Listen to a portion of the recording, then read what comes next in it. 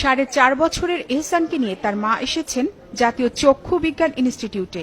ছেলের চোখ পরীক্ষা করে ডাক্তার জানালেন মাত্রাতিরিক্ত মোবাইল ব্যবহারের কারণে সমস্যায় ভুগছে সে। 3-2.5 বছর বয়স, তখন কিছু খেতে চেত না।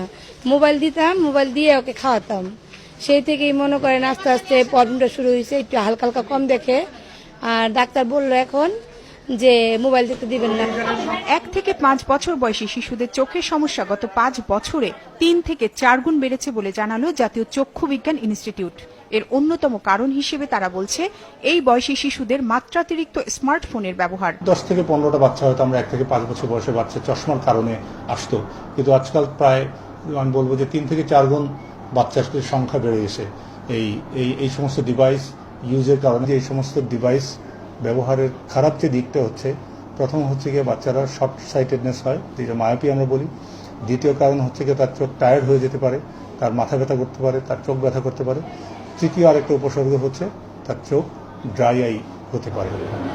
কেবল চোখের সমস্যাই নয়, হচ্ছে বিকাশজনিত নানা সমস্যাও। ধরা যাক 4 বছরের আহনাব, 5 বছরের সাদিত আর 4.5 বছরের আয়ানের কথা। সাধারণ স্কুলে না পড়ে তারা পড়ছে স্পিচ অ্যান্ড ল্যাঙ্গুয়েজ থেরাপি সেন্টারে, কারণ তারা কথা বলতে পারে না এখনো। কেউ নিজেকে নিজে আঘাত করে, কেউ বা আবার অযথাই হাসে কিংবা কাঁদে। বয়স অনুযায়ী বোঝার ক্ষমতাও নেই তাদের। কার্টুনে বিভিন্ন অ্যাক্টিভিটিস দেখছে এবং ওখানে এখন বিভিন্ন গেম পাওয়া যায়, যেমন কালার শেপের গেম। তো ওগুলো হচ্ছে ওরা আইডেন্টিফিকেশনটা শিখছে যে এই জিনিসটাকে বলে রেড। তার মা যখন জিজ্ঞাসা করছে বাবা এটা কি, তখন কোনো আনসার দিচ্ছে না। এভাবে টু ওয়ে কমিউনিকেশনে গ্যাপ হতে হতে যেটা হয়, তাদের ল্যাঙ্গুয়েজ ডেভেলপমেন্টে হ্যাম্পার হচ্ছে এবং তারা সামহাউ হয়তো বা তার রিসিপটিভ ল্যাঙ্গুয়েজ ডেভেলপ করছে, কিন্তু এক্সপ্রেসিভ ল্যাঙ্গুয়েজ তারা টোটালি হচ্ছে ডেভেলপ করছে না।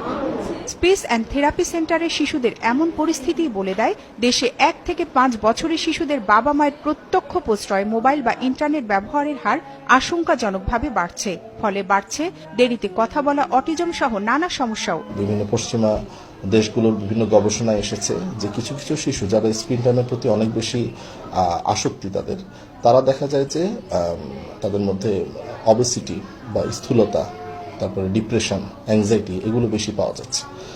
তো এটা আসলে আমাদের জন্য খুব বড় ধরনের একটা অ্যালার্মিং বিষয়। মানে বাবা মা যে খেলে খেলে যে বাচ্চার সাথে মিশে মিশে যে দক্ষতাটা, সেগুলোতে বাবা মা কিন্তু হয়তো তাকে ওই সুযোগটা পাচ্ছে না। গবেষকরা বলছেন স্ক্রিনে নয়, ওই সময় তারা কথা বলা ও শোনার দক্ষতা, দৌড়ানো, কোনো কিছু বেয়ে উপরে ওঠার মতো শারীরিক দক্ষতা অর্জনের চেষ্টা করতে পারে।